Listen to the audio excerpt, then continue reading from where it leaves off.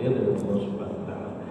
Tapi setiap kita wajib mengusahakan yang terbaik versinya kita. Ya. Kita wajib mengusahakan yang terbaik. Olahraga itu baik buat kesehatan kita. Kita mengusahakan yang terbaik.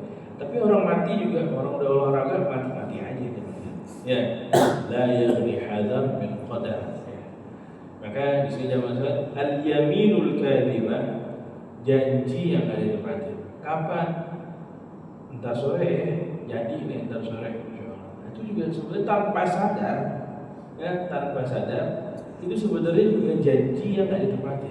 Meskipun dalam Al-Quran yang diungkap yang benar-benar janji yang tidak ditepati itu apa? La yu'akhidukumullahu billaghwi fi aymanikum walakin yu'akhidukum bima aqadtumul ayman.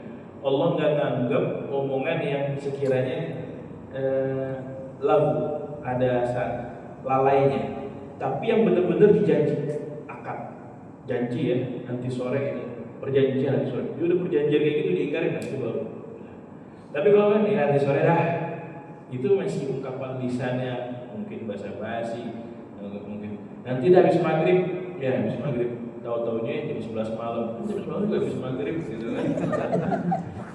Maka di sini sebenarnya yang dibilang yaminul kadzibah itu yang benar-benar di aqadtumul aiman. La yu'akhidukumullah billaghwi. Allah enggak mau memberikan siksa kepada kalian ya billaghwi dengan kelalaian yang lalai itu. Jadi entar besok. Walakin yu'akhidu aqdum. Kecuali kalau udah komitmen. Satu sama lain udah komitmen ya.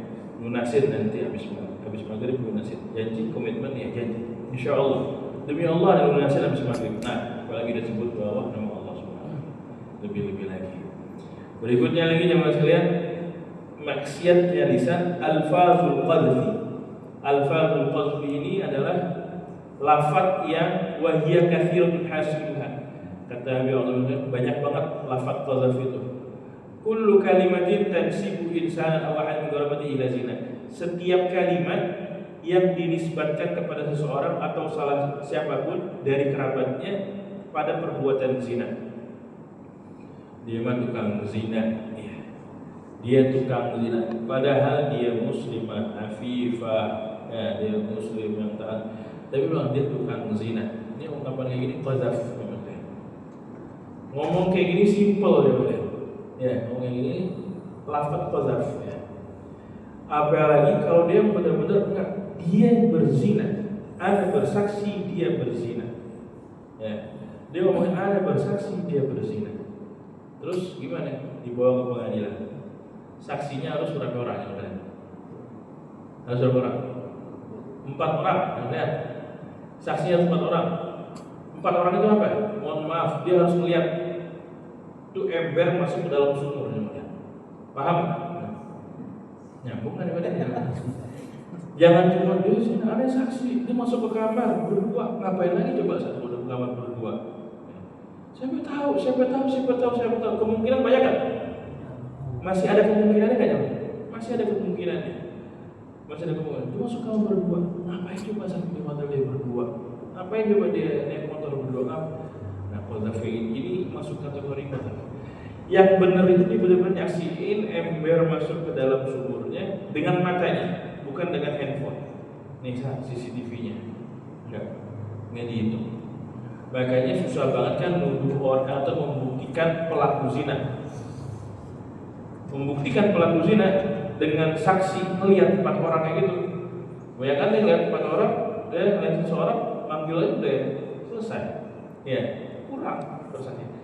Maka kalau kurang persaksiannya dan dia qadzaf, ini orang dihukum menuduh orang dengan perbuatan zina. Ya. Fahiya qadzfun liman nusiba zina ilaihi imma sharihan wa imma mutlaqan. Ya, imma sharihan wa mutlaqan. Sebenarnya juga ada bahasa-bahasa yang bilang kayak gini, bahasa pelacur itu juga ungkapan bahasa. Pelacur itu pengertiannya kita paham kan? Ya. Pelacur itu ngomong kayak gitu ya, itu bahaya ngomong kayak gitu. Kalau ya tanpa sadar gitu, tanpa sadar. Naudzubillah kita bisa terhitung qadzaf. Nah, qadzaf ini secara syariat itu hitung-hitungan dosa yang kalau pakai istighfar aja bisa dibilang bahasa kasarnya nggak mempan, meskipun Allah Maha Pengampun. Ya. Kenapa? Karena syariat memberikan fasilitas cara untuk menebus kesalahan pelaku qadzaf. Diapain? Namanya? Kalau misalnya kita bayangin di Indonesia bersyariah. Sekarang bersyariah, insya Allah Indonesia. Artinya hukumnya bukan KUHP apa? Kitab Undang-Undang Hukum Pidana. Kalau di KUHP mungkin ada dia pencemaran nama baik kan, ada kan? Di kayak kasusnya siapa kemarin yang ramai, mantan gubernur Jawa Barat misalnya. Ikutnya apa nih?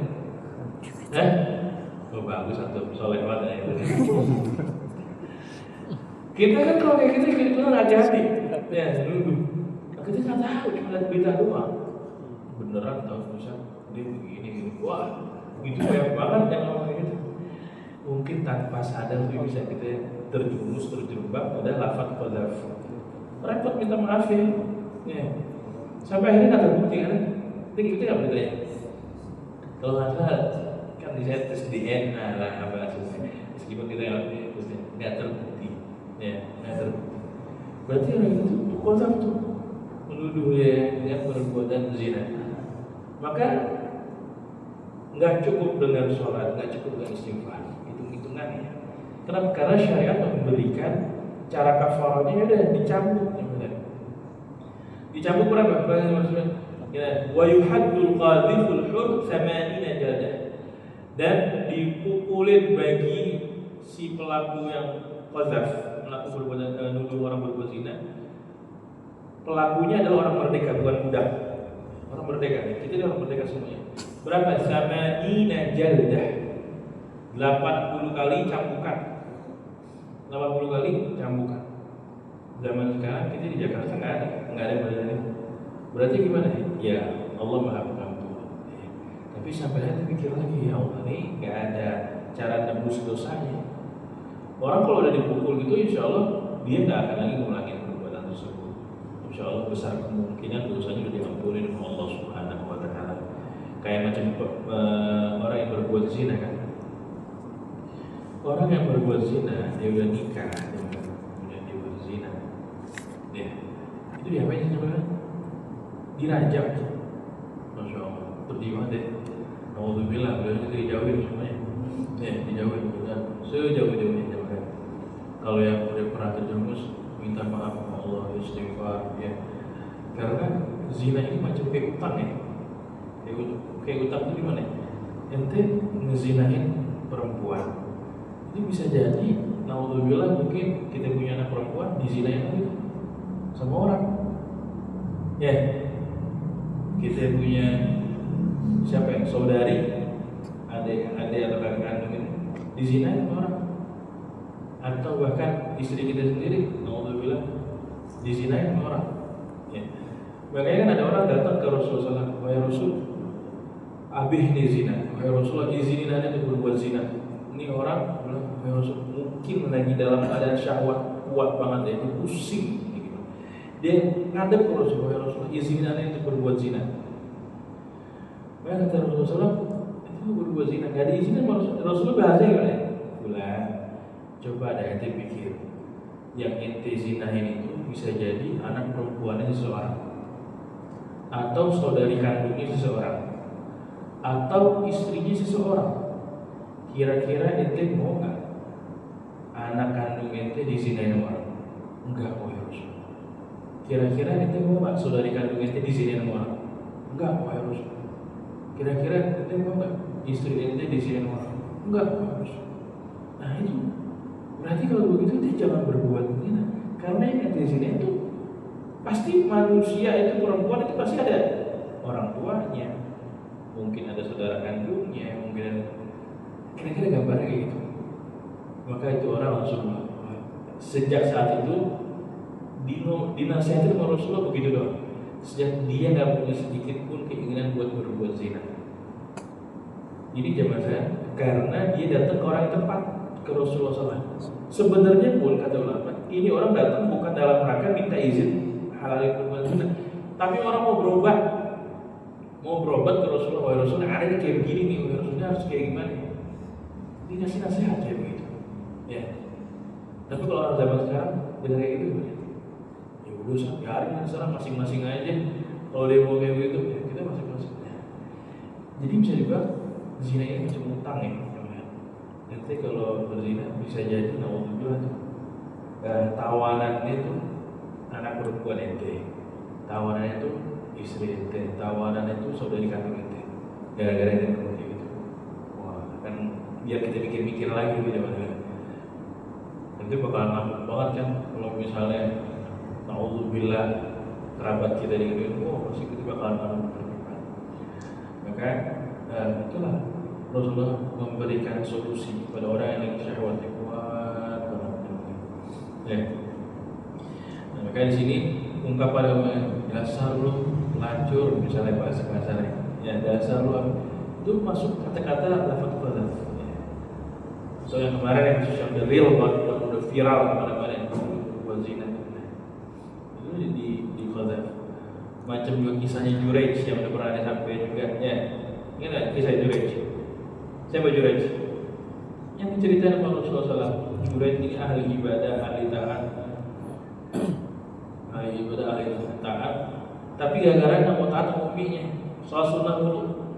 Juraij, dia nggak mau panggil umi. Uminya manggil Juraij, dia ada sholat. Umi mau sholat, ya Allah, umi sama saudaranya, ada pilih sholat. Juraij sampai udah 3 kali panggil itu, dari hari ketiga, uminya langsung kesel.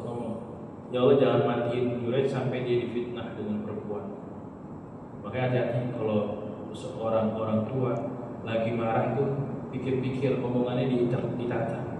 Dasar lu anak pinter banget, dasar lu anak kreatif banget gitu kan. Ya misalnya kacak-kacak aja, kelewat kreatif ente. Ya, yang kreatif bagus kan. Dibandingin begitu, jangan matiin sampai dia kena fitnah perempuan. Dan benar ucapan. Ini Juraij nggak mati, itu kena fitnah perempuan. Dibilang datang perempuan, ada yang hamilnya si Juraij. Namun orang kampung semua. Apaan Juraij?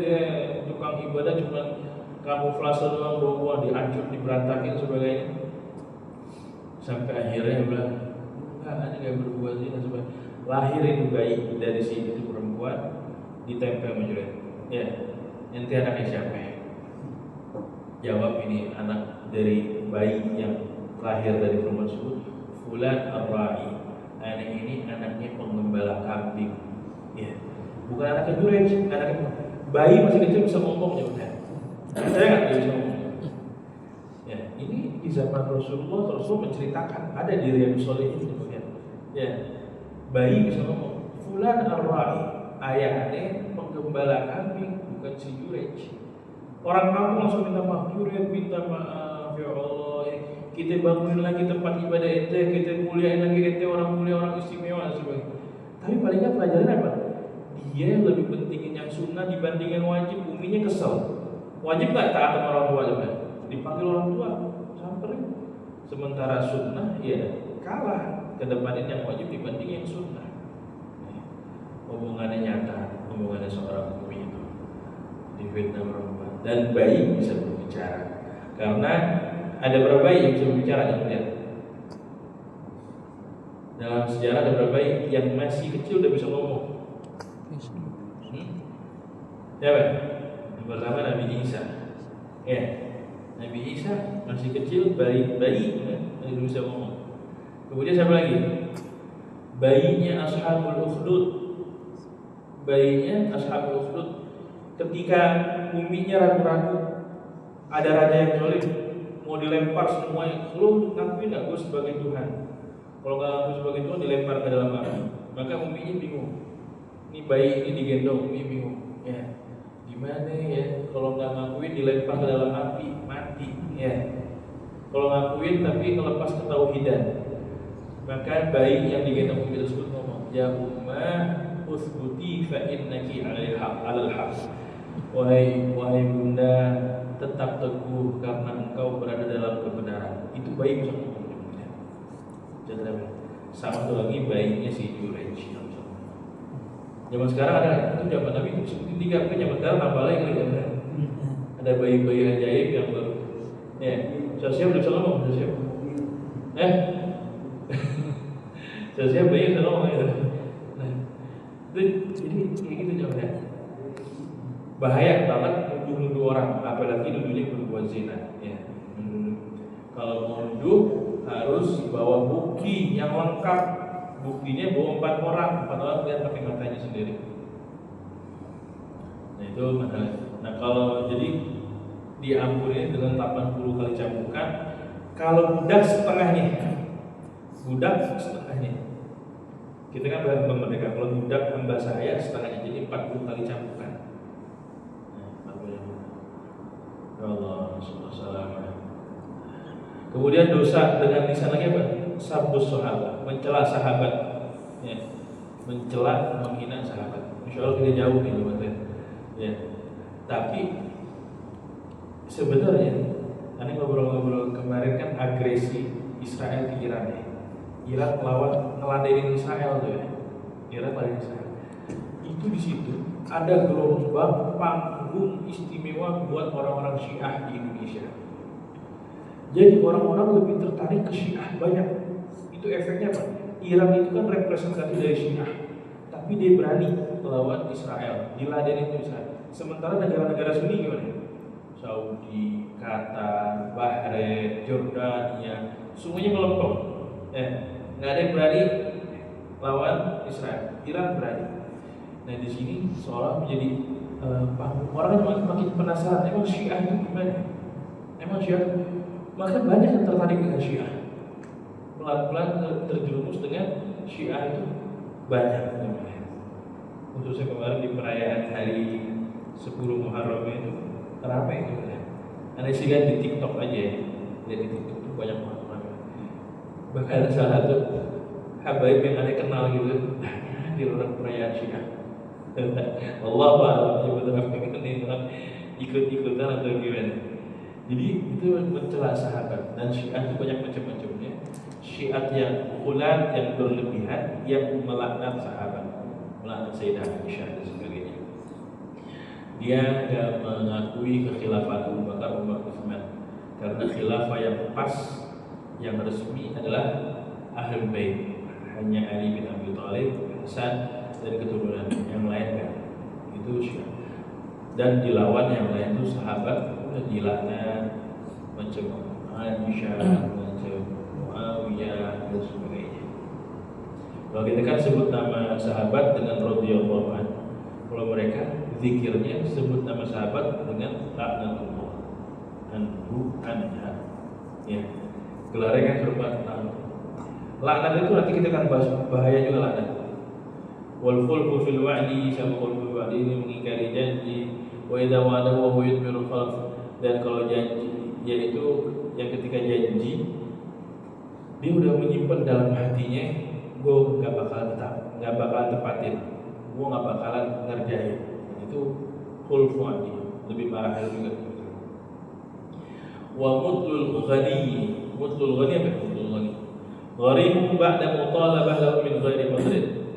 Mutlul ghani nunda-nunda bayar utang setelah jatuhnya tempo dan dia udah punya kemampuan. Ya, dia udah punya kemampuan, nunda-nunda bayar utang dan dia minta kita punya nggak mau bayar. Ya, banyak banget kan zaman sekarang utang ini berapa banyak persahabatan putus gara-gara nggak mau kasih pinjam 100. Ya gitu. Tapi dikasih pinjam 100, habis itu besoknya nggak ada. Oh walah, ini buat yang utang-utang ya. Semua pasti punya utang, ya. Itu jangan pikir orang kaya nggak ada utangnya. Kita pikir Raffi Ahmad nggak ada utangnya. Ada utangnya?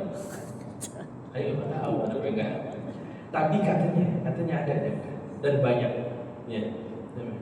Coba kalau kita utangnya apa sih? Paling 100.000, 200.000, 300.000, paling gede 1 juta. Coba Raffi Ahmad utangnya berapa ya? Ada yang ragu kalau Raffi Ahmad utangnya cuma 1 juta doang. Kalau utangnya 100.000, 200.000, itu mah levelan kita utangnya 100.000, 200.000. Minum lu cepet ya, besok gue balikin. Ya, kalau besoknya kapan nggak balik-balik, pinjam lu 2 kayak gitu. Tapi gitu level orang tuh makin gede juga. Jangan berpikir negara maju, negara besar nggak ada utang, gede juga utang. Ya, berutang tuh boleh-boleh aja. Ya. Nabi SAW berutangnya hadapnya sama yang jauh, biar enggak modus. Coba kalau Nabi pinjam mesin Abu Bakar Siddiq, udah harus pakai aja, udah nggak usah repot-repot. Saya pinjam sengaja sama Yahudi yang kalau nagih itu nggak pakai jadi ngalih-ngalih, langsung benar-benar Nabi Muhammad dikatain. Ya. Kan kita mendengar Nabi tagih sebelum tiba temponya ditagih. Lagi ma'arafna wa qaumaka illa qaumun tutul. Kami enggak mengenalmu wahai Muhammad dan keluarga besarmu kecuali tukang tunda-tunda bayar utang. Udah ngatain Nabi Muhammad, ngatain keluarganya. Kadang ada orang yang kalau dia dikatain masih oke, tapi begitu keluarga dikatain ngamuknya luar biasa. Rasulullah SAW dikatain keluarganya, dirinya dan keluarganya tukang tunda bayar utang. Kata Rasulullah ditimin, malah Sayyidina Umar yang bereaksi. Ya.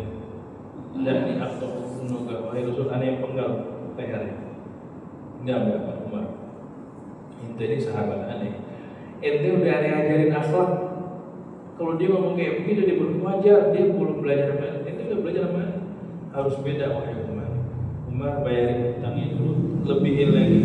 Gara-gara itu kita takutin, ya kan? Kita takut pakai pedang, kata Rasulullah lebihin. Di sini juga sunnah kalau bayar utang dia banyak kan? Dilebihin. Kalau kita gimana? Bayar utang kurang segitu udah nggak apa-apa deh ya. Jadi kalau dilebihin kira-kira gimana? Bulan depan mau pinjam lagi kasih kan? Kasih ya. Malah nanya kapan lu pinjam duit ya?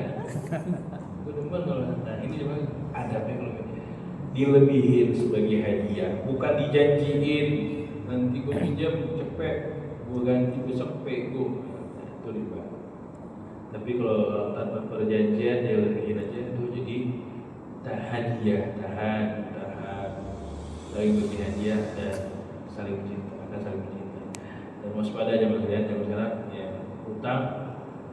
Sekarang kalau dulu tuh orang utang asasnya emang butuh bantuan, utang buat makanan, anaknya makan, istrinya belum makan, dia utang. Kalau zaman sekarang orang utang buat apa ya? Buat ganti handphone baru kan? Handphone yang lama sih, ya kan? Aduh masalah. Ya, zaman sekarang orang utang buat keperluan yang bukan penting-penting banget gitu. Lain kalau emang udah rusak, udah mati dia, tapi handphone masih ada dia mau dibela-belain utang. Jadi tren ya maksudnya. Wallah susah banget orang melepas dari dan kita sistemnya nih udah mencengkram, nggak mau utang dari segi peleter, Tokopedia, apa dan semuanya. Ya, ala kulli hal. Mutul ghani. Karena ucapan ini nunda-nunda itu bisa berdosa. Wasyatam ini ngapain lah? Syatam ini bahasa apa ya? Merendahkan orang lain. Itu mencela, menghina, melaknat itu nggak direkomendasikan sekalipun orang yang berhak dilaknat. Orang kafir ya laknatullahi 'alal kafirin. Dalam Al-Qur'an boleh nggak ya? Emang orang kafir dilaknat ya. Tapi nggak ada untungnya kita melaknat orang kafir. Atau melaknat iblis memang dilaknat, tapi nggak ada untungnya kita melaknat iblis. Laknatullah 'ala iblis. Allah laknat iblis. Dasar iblis laknat itu nggak ada untungnya. Kata ulama, kata Imam Ghazali, mendingan daripada laknat iblis itu berubah jadi subhanallah. Lebih manfaat omongannya dibanding melaknat. Kalau subhanallah astagfirullah manfaat, tapi kalau laknat nggak manfaat. Dan apalagi salah laknat. Salah laknat. Melaknat orang yang tidak pernah mendapatkan laknat. Laknatnya mantul balik buat dia. Ini orang nggak berhak mendapatkan laknat dari Allah, tapi dia di dunia itu laknatnya mantul balik. Wal istihza bil muslim, sama merendahkan. Wa kullu kalamin mudillah, dan setiap ucapan yang menyakiti saudara muslim. Wal kadhibu 'ala Allah wa 'ala rasulih, bohong atas nama Allah, atas nama Rasulullah. Wah, bohong atas nama seseorang itu sudah salah ya. Tanda tangan dipalsuin misalnya, siapa yang kayak gitu ya, ijazah palsu kan? Itu bohong atas nama siapa ya, kan bala banget ya kalau bohong kan. Apalagi lebih baik bohong atas nama Allah, atas nama Rasulullah ya. Kita pernah sampai ada orang yang berbohong atas Allah, Rasulullah kulu bajinjan inam dawa min kulli da. Rasulullah bersabda, makanlah terong karena terong obat dari segala penyakit. Kata ulama hadis, ini hadis dikeluarkan oleh penjual terong biar terongnya laku. Benar dia bawa nama Rasulullah SAW ya. Dia bawa nama Rasulullah SAW ya. Padahal Rasulullah nggak pernah bersabda demikian.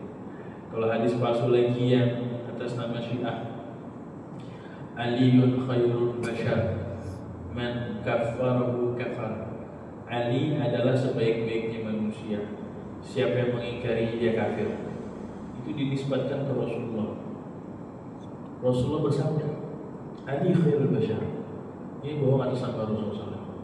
Yang kayak begini dia bakal duduk di sofa misnad, bukan misnad Arab, tapi di sofa dari kursi api jawabannya. Ya, dari kursi api ya. Apinya bukan api di neraka. Bohong atas nama Rasulullah sallallahu alaihi wasallam. Wa da'wa batilah, dan pengakuan palsu itu masih panjang. Insyaallah di pertemuan berikutnya kita akan melanjutkan. Mudah-mudahan kita yang hadir diberi berkah oleh Allah Subhanahu wa taala. Nanti di sini kita kumpul ngobrol-ngobrol sebentar terkait persiapan Maulid Nabi SAW. Malam Sabtu ini tinggal kita pasrahin sama Allah Subhanahu wa taala. Kita berusaha itu semuanya. Pengennya sih nggak hujan, tapi kalau turun hujan ya udah manusia tahan kencing aja susah, lagi tahan hujan. Jadi kita pasrahin semuanya sama Allah Subhanahu wa taala. Mudah-mudahan yang hadir diberi berkah oleh Allah Subhanahu wa taala. Hajat kita dikabul oleh Allah Subhanahu wa taala, khususnya hajat tanggal 26 September. 26 September acara kita yang diberi kelancaran oleh Allah Subhanahu wa taala. Kita doain juga khusus untuk orang tuanya Rizki, siapa namanya? Orang